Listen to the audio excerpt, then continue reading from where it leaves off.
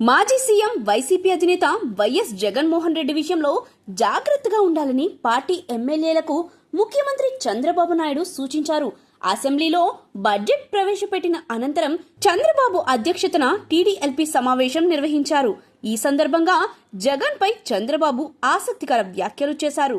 ఆయన కుట్రల పట్ల పూర్తి అప్రమత్తంగా ఉండాలని నేతలకు దిశానిర్దేశం చేశారు. పనిలో పనిగా వివేక హత్య, కోడికత్తి ఇష్యూ గురించి కూడా చంద్రబాబు ప్రస్తావించారు. ఆనాడు అప్రమత్తంగా లేక ఎన్నికల్లో నష్టపోయామని చంద్రబాబు నాయుడు వివరించారు.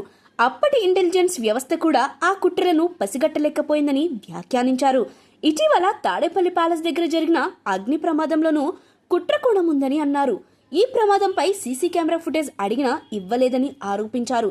ఇలాంటి పరిణామాలు జరుగుతున్న నేపథ్యంలో టీడీపీ నేతలు ఏమర్పాటుగా ఉండొద్దని బాబు సూచించారు. ఇక కొంతమంది టీడీపీ ఎమ్మెల్యేల పట్ల చంద్రబాబు సీరియస్ అయినట్టు తెలుస్తోంది. నేతల పనితీరు మీద ఎప్పటికప్పుడు నివేదికలు తెప్పించుకుంటానని, పార్టీ నిర్మాణంపై నేతలు దృష్టి పెట్టాలని సూచించారు. పార్టీని వదిలేస్తే అందరం మునుగుతామంటూ గట్టిగానే వార్నింగ్ ఇచ్చారు. పార్టీని నిర్లక్ష్యం చేయవద్దని చంద్రబాబు హితబోధ చేశారు. కార్యకర్తలు ద్వితీయ శ్రేణి నేతలపై ఫోకస్ పెట్టాలని నేతలకు సూచించారు.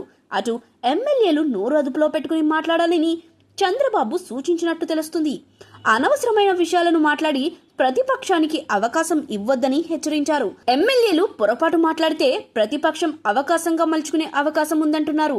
అలాగే ఎమ్మెల్యేలకు, కేడర్కు, ప్రజలకు మధ్య సమన్వయం కొరవడిందన్న చంద్రబాబు సమన్వయ కమిటీ సమావేశాలు ఏర్పాటు చేసుకుని సమస్యను అధిగమించాలని సూచించారు. కొత్తగా వచ్చిన ఎమ్మెల్యేలు అవగాహన పెంచుకోవాలని, వచ్చే ఎన్నికల్లో టికెట్ దక్కాలంటే ఇప్పటి నుంచే వారి పనితీరులో మార్పు రావాలన్నారు. అటు కష్ట సమయాల్లో కూడా మంచి బడ్జెట్ ప్రజలకు అందిస్తున్నామని చంద్రబాబు వెల్లడించారు. బడ్జెట్ను ప్రజల్లోకి విస్తృతంగా తీసుకువెళ్లే బాధ్యత ఎమ్మెల్యేలదని ఆయన స్పష్టం చేశారు. ఇక నియోజకవర్గాల్లో దెబ్బతిన్న రోడ్లకు 2 నెలల్లో మరమ్మతులు పూర్తి చేయాలని చంద్రబాబు ఆదేశించారు.